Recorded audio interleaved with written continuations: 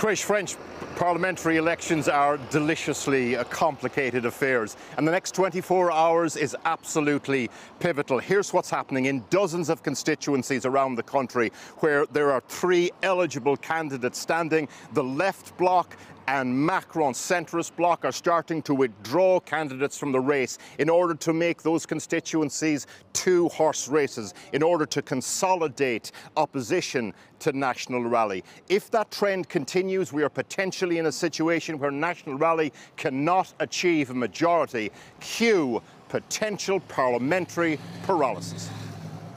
8 p.m. yesterday, Marine Le Pen's constituency. The exit polls headline, 1 in 3 of French voters went with National Rally. She spent years demonising the party, distancing it from its racist heritage of which her father was custodian. Last night, mission almost accomplished for the exorcist-in-chief. La démocratie a parlé. Democracy has spoken. The French people have placed National Rally and its allies on top and practically erased President Macron's bloc. At the same time in Paris, Le Pen's protégé, the 28-year-old party leader, Jordan Bardella. The party performed as well as, but not better than expected, and he's ruled out being Prime Minister without the majority. J'entends être le Premier ministre du quotidien. I intend to be the Prime Minister for everyday life, the one who will prioritise the cost of living, the restoration of law and order and security throughout the country, and of course the resumption of controls on our migration policy. Bardella is the face of the party's sanitisation, and it worked. Around 12 million people voted for them yesterday. From his notes to his body language, everything controlled, disciplined, hard to read. Mr. Bardella, British television here. Who are you really and what do you stand for, sir?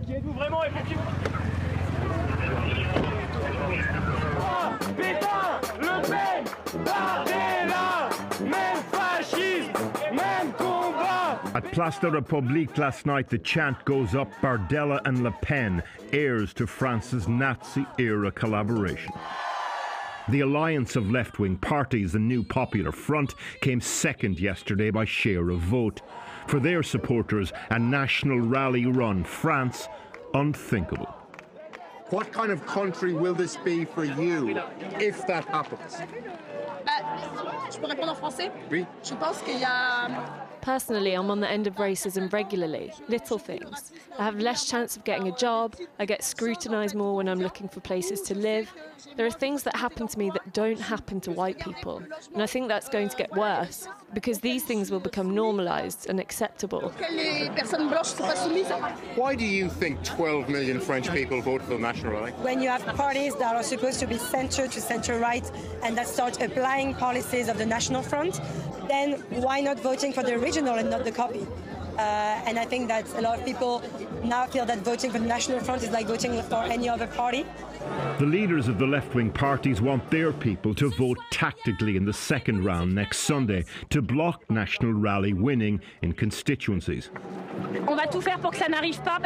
We'll do everything to stop that from happening, because that can't happen in France. That's not France, that's not our history, that's not our values. Macron's centrist bloc came third. How many of his candidates decide to bow out now to make way for candidates of the left and thus block National Rally is the big unknown. And so to the messy business of what happens over the next 24 hours. The first round results left over half the constituencies in France with a possibility of 3 candidates standing in each one. That number is falling all the time, though, as bargaining takes place to turn them into two-horse races, which means the third candidate has to stand aside to either help or hinder someone else. Would it be true to say that the second round is more about who people don't want in power than who they do? Of course, we have a kind of motto in France. We say, au premier tour, on choisit, au deuxième, on élimine. On the first round, you choose. On the second, you get rid of someone. So I think it is particularly true in this election. And that's interesting to see that the Rassemblement National has been chosen by 12 million people, which is huge. But on the second round, you are going to get rid of someone. The question is, who? If the centrist and left-wing blocs manage to dislodge National Rally in enough constituencies, they will still be the biggest party in Parliament, but without a majority. That could spell political deadlock in France. Then the question becomes, who would the French electorate decide to punish for that? And who might ultimately benefit? Well, we can talk now to Eleanor Carrois, who's a candidate for President Macron's centrist Renaissance Party. Thank you for joining us. Why do you think so many people have rejected you? Why do you think you're losing? In general, the bloc, you mean? Because I'm in a fairly good position. Yeah, no, not you personally. I think there is Okay, we're in campaign, so it's important to specify that. No, I think right now there is a real rejection of traditional politics. I've been sitting at the National Assembly for the past 2 years, and it has been quite a circus. I mean, it's been extremely aggressive, disruptive from the extreme right, obviously, and also from the extreme left. And I think French people are just tired of that, and they want to show their disapproval of what is happening, and this is the reason why they end up voting for a party that presents itself as being an alternative party, a party that is outside of the traditional system, but when in fact it isn't, because the Le Pens have been there for decades. So I believe this is one of the reasons. Do you think you will be able to do the deals across France in enough places? I think it is extremely important to block that party, the National Rally, not only for what it is, but for what it represents and for the values that it conveys. For instance, I am a dual national. There are hundreds, thousands, millions of dual nationals, dual citizens in France. And what we've seen in this very rapid and fast campaign is that the National Rally doesn't consider us as French, as equal to French that only have one nationality. And I find that extremely striking, and just one example of what it could do if they were to come to power. The other thing is the economy.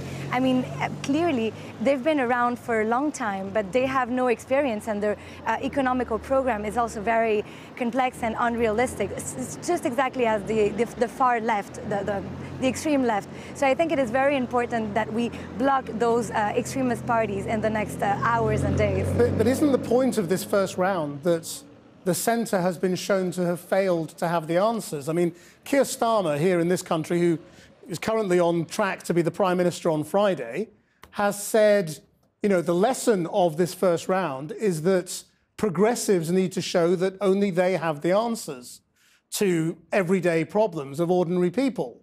And that is what you have failed to do, isn't it? I think there are many reasons. We are in the context of a dissolution that comes after the European elections. Traditionally, since 2014, but even before, vote for the European election has been a protest vote generally, not so much for the programs, not so much for what is happening in Europe, not so much for whether we want to stay or not in Europe, but just a protest vote. And I think it is clearly the consequences now are national. So I don't think you can link the two, but right now what we need to tell the French people is this is not over yet. You have the power to make things right, to make our values prevail. And I think even there's a difference between the left wing and the right wing. There is a bloc, a center bloc, that is important, and that needs to exist, because otherwise the ideas are too dangerous for our economy, but also for our fundamental values. You've spoken a little of what National Rally might mean for France. What do you think National Rally government in France would mean for the European Union? I think it would be a total disaster, because what we tend to forget is their close links to Russia. I mean, Marine Le Pen's party had their loan, their money from Russian banks, and she has not hid that he was really close to Vladimir Putin. Right now, they've adopted a different stance, but this continues to be something that is out there. And they've also had a very, I would say, ambiguous position on several international matters. And when it comes to Europe, they've also been very ambiguous and very dangerous. For years, they said they were in favor of Frexit, but now they see that it's not a popular idea anymore, and they've changed their mind suddenly. But the truth is, it is a populist, protectionist party that wants France to be isolated from the rest of Europe and the rest of the world. So that's why I would always find them in their ideas. If you are to keep National Rally out, you're going to have to do a deal with the left right across France. But what would that mean for the Prime Minister? You know, do you think President Macron is prepared to appoint a left-wing Prime Minister instead of a centrist? It is very hard to tell, and it's hard to tell right now whether it would be someone from the left or someone from the right. It would have to be a moderate, hopefully. What we're trying to do here is we're trying to constitute a bloc, a Republican bloc of people that don't necessarily have exactly the same ideas, but that have a general ideas of what our values should be, of what our economy should be, and of how we should be integrated within Europe and within the world. But this is not a clear, there's no clear answer. And unlike other parliamentary countries, we don't have a tradition of doing these governmental coalitions. We don't have a tradition of having to share power. And I think it's important that we start learning how to do that. France's far-right National Rally made big gains in the first round of the parliamentary election. But what's the possible impact of that here in the UK? Well, the Labour leader, Keir Starmer, said the lesson was for progressives to show only they have the answers to why people feel disaffected with politics. Our political editor, Gary Gibbon, joins us from Westminster. Gary.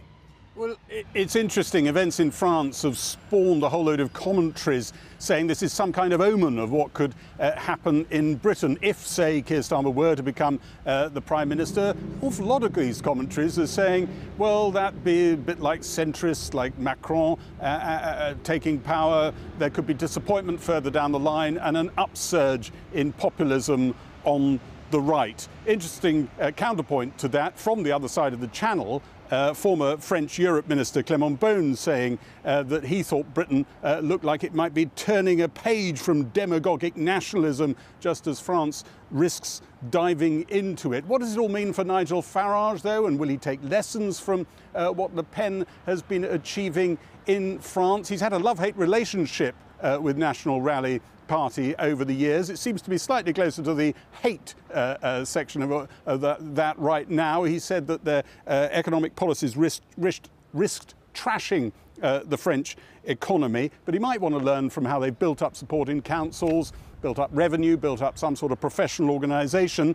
But the biggest impact in all of this might well be for the next Prime Minister. If it were to be Keir Starmer, if he were to try to get closer to Europe on trade, on maybe a returns policy, on asylum seekers, even if National Rally don't make it into government, their looming presence would make all of that more difficult and would reduce the bandwidth within Europe for people to engage with building a slightly improved relationship with the United Kingdom when they've got a lot of other things on their plate. In the medium term, the next Prime Minister might have to face a National Rally-led France with a president from that party sitting on the UN Security Council, sitting at the high table of NATO, a joint command of the European Union in the G7, making a complicated world even more complicated. Thanks, Gary. Well, I've been talking about some of those issues with David Contin, a candidate for National Rally, and I asked him about how they would deliver on reducing immigration, and he spoke of their plans to change citizenship rules in France.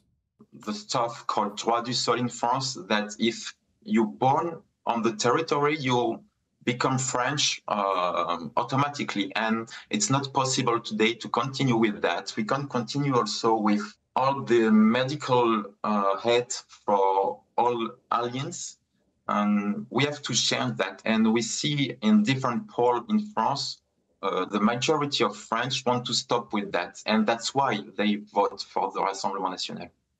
Yes, and what about the minority? Many of them are very afraid of what France will become and what will happen to them if you take power. I want to say to this minority, you said, don't be afraid, because if you are in France, if you respect the law, if you work and if you pay your taxes, nothing could happen to you, because you are welcome. Everybody is welcome, but just respect the law, pay your tax, work, and everything is okay. But if your laws discriminate against the minority and are discriminatory, for example, against Islamic practices in some communities, then it becomes difficult, doesn't it, to obey the law and also keep your faith? No French people has to say it's difficult to respect the law. If there is a law, you have to respect it. It's simple. Yeah. And if the law change, you have to change your behavior, and that's all. And what about Britain? The likely incoming government in Britain wants to increase the number of immigrants being returned from this country to France. Would you welcome that? Obviously not, but we know that the relation between the Great Britain and Emmanuel Macron are less and less good from the Brexit.